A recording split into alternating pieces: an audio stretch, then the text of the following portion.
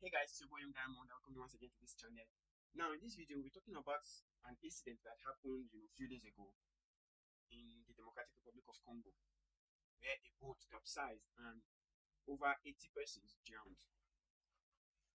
Now, time and time, we've been talking about, water transportation as a means, to ease up the road transportation. Now, it comes with its own risk, and its risk is usually high and damaging, because when an incident happens in the water, the damage is usually more compared to the road accident. Because if you are not a good swimmer, you have 0.001 chance, of coming out, alive. And there are so many factors that needs to be considered, before getting into this water transportation business. And this boils down to also the Ministry of Transportation that resides in these countries that wants to adopt water transportation as a means of transportation. Because there are so many risks involved in water transportation. Now, taking a look at the video, this kind of boat, we call it the double-decker, just left shore and was transporting certain numbers of passengers. And all of a sudden, you just see the boat capsize. There are so many factors that can contribute to a boat, capsizing in that manner. Now, if you take a look at the video, it seems as if, the boat, captain was trying to make a steep turn. And in a passenger boat of this manner, you don't just make a steep turn or a sharp turn. It puts the boat and the passengers at risk. Because looking at it, before the boat went down completely, you discover it was as if it was trying to make, a curved turn, and it was too steep. Probably that was why it ended the way it ended. And another thing to consider again that might have occurred, probably overloading of passengers on the boat. Each boat has a specification of numbers of people it can convey, alongside with goods and commodity that it can also convey. So when these passengers are too much, there is an heavy chance that it might also lead the boat to capsizing. And also, when there are more pressure on a particular section of the boat compared to the other, and it is not balanced, then it can also lead to a boat capsizing, because a boat is usually built, to self-balance itself on the water. That is why in most cases it is difficult for a boat to capsize even when the weather is, very, very bad. Some boats, escape it, while some are not lucky. But it's built in a way to counterbalance the pressure, of the stormy weather or the stormy sea. But in this case, you see that it is the turn and the pressure exerted on a particular part that might have led, this boat capsizing, and also poor maintenance. The African, states has a problem of maintenance. That maintenance culture is something that the African state is lacking. Because so many at times we fail to do proper maintenance on our instruments, which we use for our day-to-day business and our day-to-day life. That is why the minister or the Ministry of Transportation has to put, certain laws on the kind of boats and ship and all of that carries passengers on the high sea.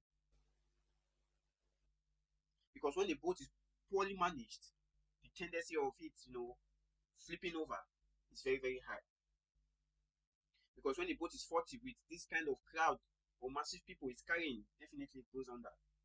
And which is very, very bad, because when you don't know how to swim, sometimes even a good swimmer might end up not even making it out. And also, life jackets supposed to be a thing of priority, in boat transportation. If you are conveying anyone, from one point to the other using the sea, you should have life jacket readily available for these passengers. Just because they want to make quick buck, they try to pile up people together, and sometimes it becomes devastating.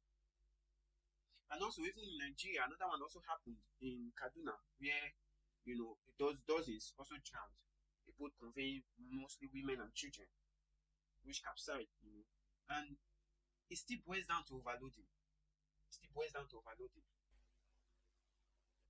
Water transportation is not something that when it happens, you can just, save the people.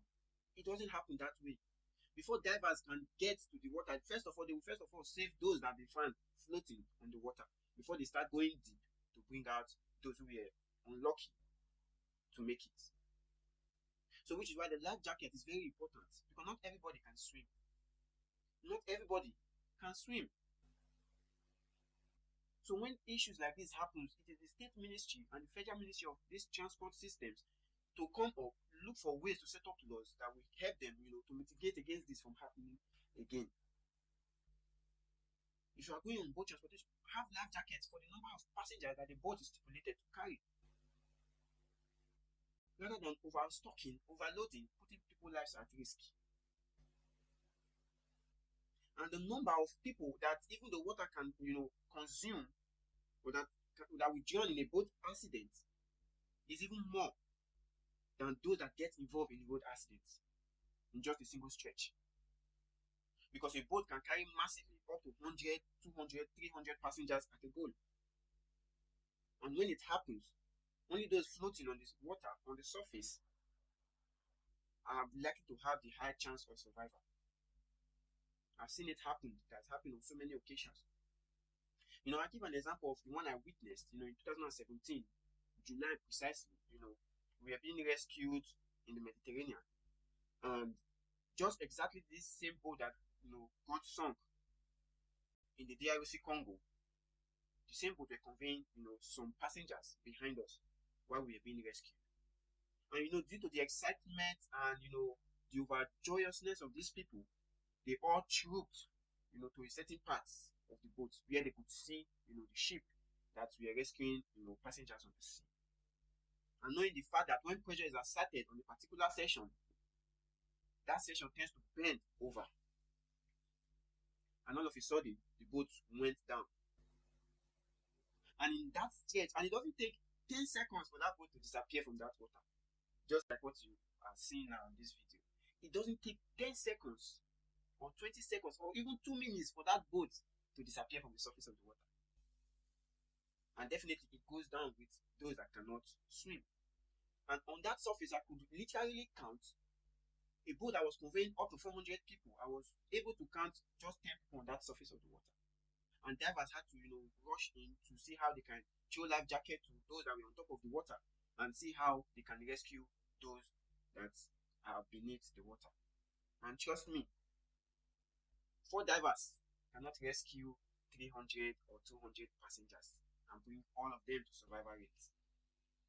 5 divers cannot rescue 100 passengers and bring all of them to survival rate that are below water surface.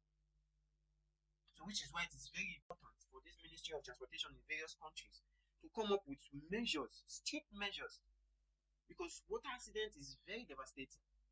It's crazy, very devastating. Because the survival rate is 0.0%, only if you know how to swim. If you don't know how to swim, you are on your own. Until rescue comes, you might be lucky. When they do CPR on you, you can come out alive. If not, it just becomes a news for another day. And remember, the African settings, when issues happen, little or nothing will be done to prevent further occurrence of this incident. We will be on the lookout for the Ministry of Transportation to see if they will be able to come up with laws, that will help curtail this incident from ever happening again, either in the DRC Congo and also in Nigeria. I rest my case.